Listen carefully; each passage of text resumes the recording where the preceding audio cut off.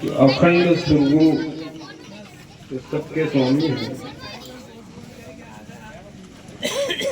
जिनकी चेतना से सारा संसार जीवित है, उसे हम सदगुरु कहते हैं। सब रहते हैं आज कल या हजारों वर्ष लाखों वर्ष, लेकिन सदगुरु तो अखंड है।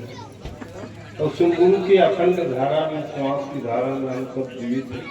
और उसका संदेश सदगुरु कबीर साहब गुरु पूर्णिमा के दिन ही देने आए।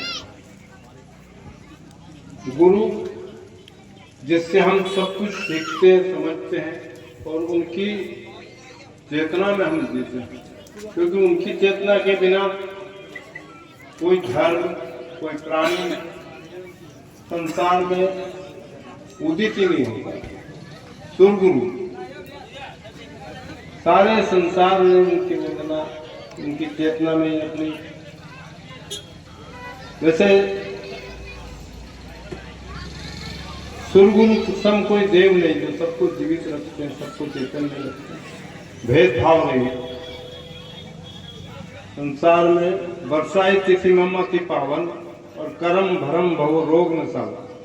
संसार में कर्म को मिटाने वाला गुरु, कर्म को भोगने वाले सब संसार के समृद्ध से समृद्ध लोग आए, उन्होंने कर्म भोगे। लेकिन जो गुरु के लाल आए, जो गुरु के सेवक आए, उन्होंने सबको कर्म को बोझ, सबका लेखा जोखा यमराज के यहाँ से मिटा दिया। उनको हम सदगुरु कहते हैं।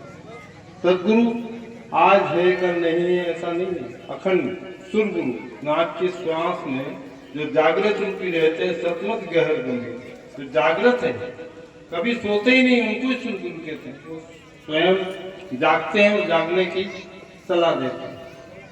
अति चैतन्य और महापुरुष है, अरब खरब लोग ग्रंथ है, वाणी कोट हजार, कर्ता पुरुष सदगुरु है। कबीर किया विचार, कबीर साहब कहते हैं सदगुरु की छत्र छाया में बेरी और मित्र सब पढ़ते हैं, लेकिन निर्णय गुरु की धारा से आता है। जब गुरु निर्णय पे आते हैं तो संसार को सुखी करने के लिए, मुक्त करने के लिए, रोगों से मुक्त, भेदभाव से मुक्त, उम्र के झंझट से मुक्त, जाति के झंझट से मुक्त। सदगुरु जो होता है, माँ के पेट से हमारे छठे महीने से शुरू हो जाता है। छठे महीने में माँ के गर्भ में श्वास लेना शुरू कर देता। उनकी चेतना से ही विश्व में शांति बनाने की प्रेरणा, कपड़े चमड़े से दूर एक सत्य का संदेश सदगुरु कबीर देने आए थे।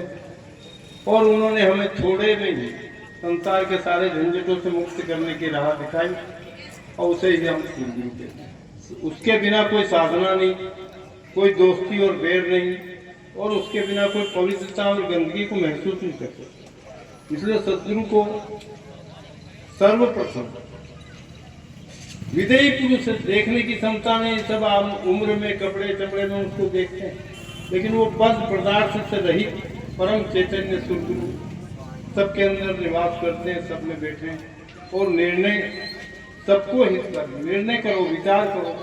खोजने के बाद पता लगता है कि हम सदगुरु के ही उपासक हैं। चाहे कोई किसी भाषा का प्रयोग करे, किसी उम्र का, वो सदगुरु के ही अधीन है।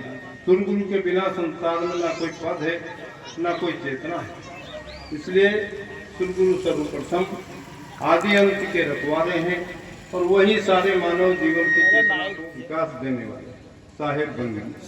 साहेब बंदगी साहब। बोलिए सदगुरु कबीर साहब की, बोलिए सदगुरु कबीर साहब की।